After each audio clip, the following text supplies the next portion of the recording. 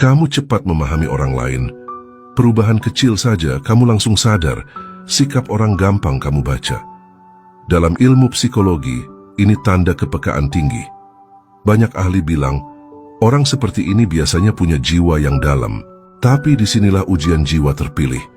Kamu sibuk membaca karakter orang lain, sampai lupa mengevaluasi diri sendiri. Filsafat mengingatkan, menilai orang itu mudah, berkaca itu berat, karena ego selalu ingin merasa benar.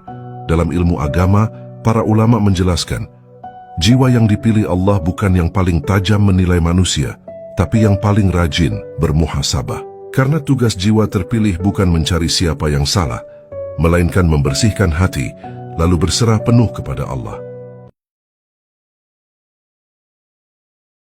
Sepertinya memang kamu ini akan dikejar oleh seseorang ya. Nah, siapa yang mengejar kamu? Kita coba lihat ya, bagaimana situasi yang terjadi. Kita lihat siapakah sosok yang mengejar kamu. Situasi adalah memang dia ingin memiliki niatan-niatan yang tertuju secara fisik ya, secara personal kepada diri kamu. Artinya dia memiliki beberapa niatan untuk menemui kamu karena dia sadar ada beberapa hal yang dia ingin sampaikan ke kamu. Termasuk di sini mohon maaf ya, akan ada beberapa permintaan maaf dari seseorang ini.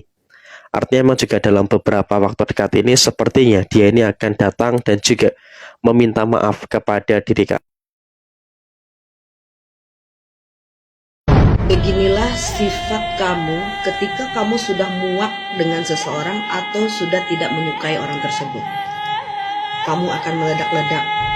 Kamu itu tipikal yang tidak bisa pura-pura baik kalau sudah tidak suka. Begitu muak, emosimu bisa gampang meledak dan omonganmu tanpa filter. Kamu juga akan judes dan juga ketus. Kalau sudah ilfil, kamu bisa jadi gampang nyolot, jawab seadanya, bahkan kadang kamu itu sinis.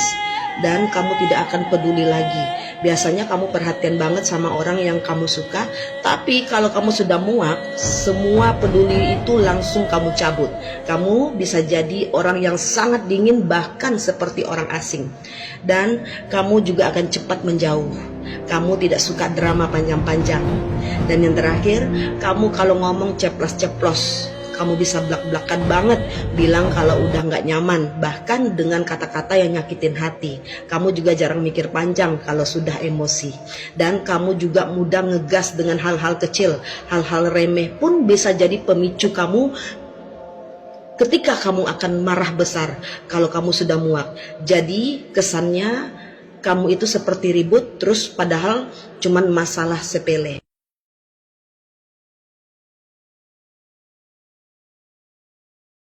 Jauhi 6 wanita pembawa derita. Pertama, mengeluh tanpa henti. Kedua, tidak tahu terima kasih. Sudah dibantu, sudah disayang, tapi tetap tidak pernah menghargai. Ketiga, cemburu berlebihan. Sedikit-sedikit curiga, sedikit-sedikit marah. Keempat, pembuka aib. Kelima, pamer perhiasan. Terakhir, pendebat, salah sedikit langsung adu mulut. Ada satu kesalahan fatal yang bikin banyak orang kerja seumur hidup, tapi rekeningnya tetap tipis.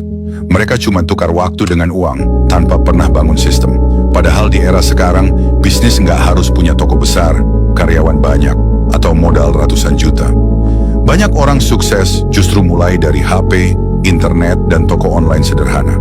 Masalahnya, kebanyakan orang pengen hasil, tapi nggak mau belajar caranya. Mereka mau cuan, tapi bingung harus mulai dari mana. Dan akhirnya cuma jadi penonton kesuksesan orang lain. Makanya buku bisnis di toko online, dari nol sampai rekening tebal ini penting. Buku ini ngebahas langkah demi langkah, dari nol, dari orang awam, sampai ngerti cara bangun toko online yang benar dan menghasilkan. Bukan teori ribet, bukan mimpi kosong, tapi panduan praktis yang bisa langsung dipraktikkan. Kalau kamu capek hidup gitu-gitu aja, dan pengen rekeningmu berubah, klik keranjang kuning sekarang, dan mulai bangun bisnis onlinemu hari ini.